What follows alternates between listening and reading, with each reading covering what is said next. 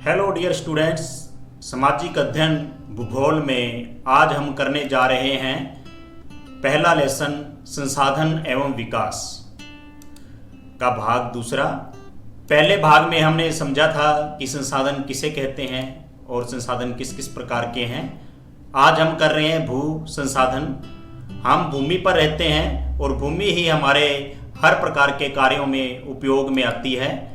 भूमि एक महत्वपूर्ण प्राकृतिक संसाधन है।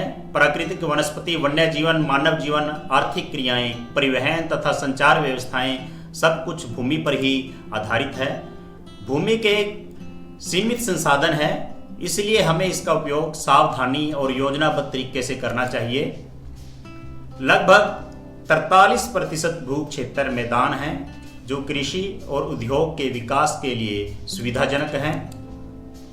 भू संसाधन लगभग 30% भू क्षेत्र पर विस्तृत रूप से पर्वत स्थित हैं जो 12मासी नदियों के प्रवाह को सुनिश्चित करते हैं, पर्यटन विकास के लिए अनुकूल परिस्थितियां प्रदान करता है और पारिस्थितिकी के लिए महत्वपूर्ण है। लगभग 27% हिस्सा पठारी क्षेत्र है जिसमें खनिजों, जीवाश्म ईंधन और वनों का अपार संचय कोष है। भूमि का उपयोग हम किस किस रूप में करते हैं? भू राजस्व अभिलेख द्वारा अपनाया गया भू उपयोग वर्गीकरण निम्न प्रकार है। वनों के अधीन क्षेत्र मतलब जिस क्षेत्र पर भूमि के जिस हिस्से में वन उगाए गए हैं या वन लगे हुए हैं। गैर कृषि कार्यों में प्रयुक्त भूमि, कृषि के अतिरिक्त जो भूमि प्रयोग की जा रही है, चाहे वो इमारतें हैं, कारखाने हैं, फैक्ट्रियां हैं या अन्य साधन बने हुए हैं। बंजर व व्यर्थ भूमि, जो जमीन कृषि के काम में नहीं आ रही है और बंजर पड़ी है, वो बंजर व व्यर्थ भूमि है। स्थायी चारागाहें व अन्य गोचर भूमि की जो चारागाह बने हुए हैं पशुओं के चराने के लिए और अन्य जो स्थान हैं जहाँ से घास, फूस इत्यादि उगा उगता है और वो पशुओं के चारे के लिए काम में लाई जाती है। विविध तरु फसलों व उपवनों के अधीन भूमि, इसके तहत बाग बगीचे और अन्य जो उपवन हैं वो उपयोग वाली भूमि आ जाती है। कृषि योग्य व्यर्थ भूमि, कृषि योग्य व्यर्थ भूमि वो है कि जो कृषि की जाती है लेकिन 5 साल से ज़्यादा समय से जिस पर कृषि नहीं की गई है वो कृषि योग्य व्यर्थ भूमि कहलाती है। वर्तमान प्रतिभूमि, वर्तमान प्रतिभूमि वो है जिसे प्रति मतलब 1 साल के लिए छोड़ दिया गया है। 1 साल या 1 साल से कम जिस पर बिजाई नहीं की गई है, फसलें नहीं बोई गई हैं, उसे वर्तमान प्रतिभूमि की श्रेणी में रखा गया है। पुरातन प्रतिभूमि, कृषि की वो भूमि जो 1 से 5 साल तक जिसको प्रति छोड़ा गया है, मतलब खाली छोड़ा गया है और जिस पर फसलें नहीं उगाई गई हैं, वो पुरातन प्रतिभूमि की श्रेणी में आती है। शुद्ध निवल बोया गया क्षेत्र, मतलब जितना भी क्षेत्र पर कृषि की जा रही है, फसलें उगाई जा रही हैं, वो शुद्ध बोया गया क्षेत्र कहलाता है। भूमि का निम्नीकरण, भूमि का अंधाधुंध अनेक प्रकार से प्रयोग करने के कारण भूमि की क्वालिटी में कमी आती जाती है, उसका ह्रास होता रहता है, जिसे भूमि निम्नीकरण के रूप में जाना जाता है। तो भूमि निम्नीकरण कुछ मानव क्रियाओं जैसे वनोन्मूलन, अति पशुचारण, खनन ने भूमि के निम्नीकरण में मुख्य भूमिका निभाई है। भूमि निम्नीकरण को रोकने के क्या उपाय किए जाएं?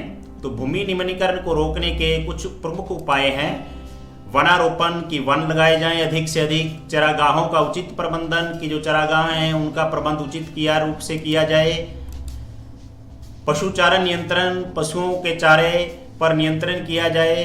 कोई एक दायरे के तहत कोई सीमित रूप से चारागाह बनाई जाएं। रेतीले टीलों को कांटेदार झाड़ियों द्वारा स्थिरीकरण किया जाए। बंजर भूमि का उचित प्रबंधन किया जाए। खनन नियंत्रण, खनन जो खाने खनिज पदार्थ निकाले जाते हैं, खाने खोदी जाती हैं, उन पर नियंत्रण किया जाए। अब बारी आती है मृदा अथवा मिट्टी की। पृथ्वी की जो सबसे ऊपरी परत है जिसमें कि फसलें बोई जाती हैं वो मृदा कहलाती है। मृदा अथवा मिट्टी सबसे महत्वपूर्ण नवीकरणीय प्राकृतिक संसाधन है। यह पौधों के विकास का माध्यम है जो पृथ्वी पर विभिन्न प्रकार के जीवों का पोषण करती है। मृदा का वर्गीकरण, मृदा बनने की प्रक्रिया को निर्धारित करने वाले तत्वों, उनके रंग, गहराई, गठन, आयु व रासायनिक और भौतिक गुणों के आधार पर जो भारत की मृदाओं को अग्रलिखित प्रकारों में बांटा जा सकता है। तो पहले हम लेते हैं जलोढ़ मृदा को। जलोढ़ मृदा है जो संपूर्ण उत्तरी मैदान जलोढ़ मृदा से बना है। पूर्वी तटीय मैदान विशेषकर महानदी, गोदावरी, कृष्णा और कावेरी नदियों के डेल्टे भी जलोढ़ मृदा से बने हैं। अधिकतम उपजाऊ होने के कारण जलोढ़ मृदा वाले क्षेत्रों में गहन कृषि की जाती है, जिससे यहाँ जनसंख्या घनत्व भी अधिक है। अधिकतर जलोढ़ मृदाएं पोटाश, फास्फोरस और चूना युक्त होती हैं, जो इसे गन्ने, चावल, गेहूं और अन्य अनाजों और दलहन फसलों की खेती के लिए उपयुक्त बनाती हैं।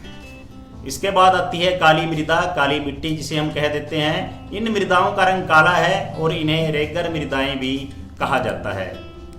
काली मृदा कपास की खेती के लिए उचित समझी जाती है और इसे काली कपास मृदा के नाम से भी जाना जाता है। तो ये मृदाएं महाराष्ट्र, सौराष्ट्र, मालवा, मध्य प्रदेश और छत्तीसगढ़ के पठारों पर पाई जाती हैं और दक्षिणी पूर्वी दिशा में गोदावरी और कृष्णा नदियों की घाटियों तक फैली हैं। काली मृदा बहुत महीन कणों अर्थात मृत्तिका से बनी है। इनकी नमी धारण करने की क्षमता बहुत होती है। ये मृदाएं कैल्शियम कार्बोनेट, मैग्नीशियम, पोटास और चूने जैसे पौष्टिक तत्वों से परिपूर्ण होती हैं। लाल और पीली मृदा। लाल मृदा दक्कन पठार के पूर्वी और दक्षिणी हिस्सों में रवेदार आग्नेय चट्टानों पर कम वर्षा वाले भागों में विकसित हुई हैं। लाल और पीली मृदाएं उड़ीसा, छत्तीसगढ़, मध्य गंगा मैदान के दक्षिणी छोर पर और पश्चिमी घाट क्षेत्रों में पहाड़ी पद पर पाई जाती हैं। इन मृदाओं का लाल रंग रवेदार आग्नेय और रूपांतरित चट्टानों में लौह धातु के प्रसार के कारण होता है। लेटराइट मृदा। लेटराइट मृदा उच्च तापमान और अत्यधिक वर्षा वाले क्षेत्रों में विकसित होती है। ये मृदाएं मुख्य तौर पर कर्नाटक, केरल, तमिलनाडु, मध्य प्रदेश और उड़ीसा तथा असम के पहाड़ी क्षेत्र में पाई जाती है। इस मृदा पर अधिक मात्रा में खाद और रासायनिक उर्वरक डालकर ही खेती की जा सकती है। इस मृदा में ह्यूमस की मात्रा कम पाई जाती है, क्योंकि अत्यधिक तापमान के कारण जो जैविक पदार्थ हैं वो अपघटित करने वाले बैक्टीरिया को नष्ट कर देते हैं। मरुस्थलीय मृदा। ये मृदाएं मुख्यतः पश्चिमी राजस्थान में पाई जाती हैं। इस मृदा को सही तरीके से सिंचित करके कृषि योग्य बनाया जा सकता है। शुष्क जलवायु और उच्च तापमान के कारण जल वाष्प दर अधिक है और मृदाओं में ह्यूमस और नमी की मात्रा कम होती है। नमक की मात्रा अधिक पाए जाने के कारण झीलों से जल वाष्पीकृत करके खाने का नमक भी बनाया जाता है। वन मृदा। ये मृदाएं आमतौर पर पहाड़ी और पर्वतीय क्षेत्रों में पाई जाती हैं, जहां पर्याप्त वर्षावन उपलब्ध हैं। इन मृदाओं के गठन में पर्वतीय पर्यावरण के अनुसार बदलाव आता है। नदी घाटियों में ये मृदाएं दोमट और सिल्टदार होती हैं, परंतु ऊपरी ढालों पर इनका गठन मोटे कणों का होता है। नदी घाटियों के निचले क्षेत्रों, विशेषकर नदी सोपानों और जलोढ़ पंखों आदि में ये मृदाएं उपजाऊ होती हैं। भारत में मृदा का विवरण। तो एग्जाम में भी ये क्वेश्चन आता है और मानचित्र कार्यों में भरना आता है कि भारत में मृदाओं का वितरण किस प्रकार से है। तो इसके लिए आपको इसकी प्रैक्टिस करनी पड़ेगी कि आप एक खाली मानचित्र लें और पहले आप एक बार देखकर भरें, जिस तरह से कि मानचित्र में दिया गया है कि पर्वतीय और जो वन मृदा है वो भारत के किस किस क्षेत्र में है। तो ये जो जम्मू कश्मीर, हिमाचल प्रदेश वाला हमारा इलाका है, और इधर असम से ऊपर अरुणाचल प्रदेश में जो इलाका है, सिक्किम में जो इलाका है, ये सारा पर्वतीय और वन मृदा के अधीन आता है। उसके बाद आती है हमारे पास जलोढ़ मृदा। जलोढ़ मृदा जैसे कि पहले बताया गया था कि नदियों के द्वारा बहाकर लाई गई मिट्टी से ये मैदान बने हुए हैं। तो पंजाब, हरियाणा, उत्तर प्रदेश, बिहार, पश्चिम बंगाल, असम और गुजरात तक ये मैदान फैले हुए हैं। ये जलोढ़ मृदा है और ये सबसे अधिक उपजाऊ मानी जाती है।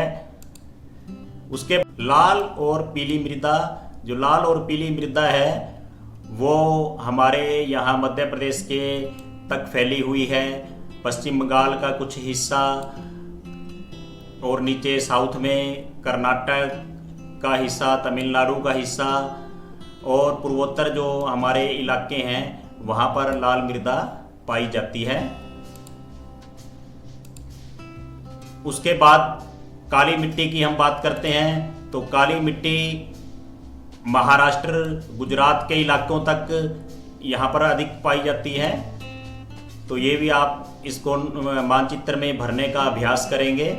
उसके बाद है लेटराइट मृदा, जैसा कि पहले ही बताया गया था कि ये लेटराइट मृदा है जो वो पश्चिमी घाट के साथ साथ असम के कुछ इलाकों में, पश्चिम बंगाल के कुछ इलाकों में हमारे ये पाई जाती है, तो जिसे हम लेटराइट मृदा कहते हैं। उसके बाद है शुष्क मृदा, जिसे मरुस्थलीय मृदा भी कहा जाता है, आम भाषा में हम इसे बालू रेत भी बोलते हैं। तो जो पश्चिमी राजस्थान का हिस्सा है वहाँ पर ये शुष्क मृदा पाई जाती है। तो आप इसे मानचित्र में भरने का देख कर अभ्यास करें और उसके बाद बिना देखे खाली मानचित्र लेकर उसमें मृदाओं का जो वितरण भारत में किस प्रकार से है इसका अभ्यास करेंगे।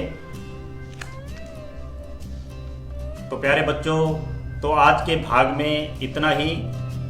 संसाधन और विकास अध्याय पूरा करने के लिए हम अगली वीडियो में जानेंगे सब कुछ। तो तब तक जुड़े रहिए चैनल एक कदम के साथ। प्लीज़ लाइक एंड सब्सक्राइब करें यूट्यूब चैनल को एक कदम।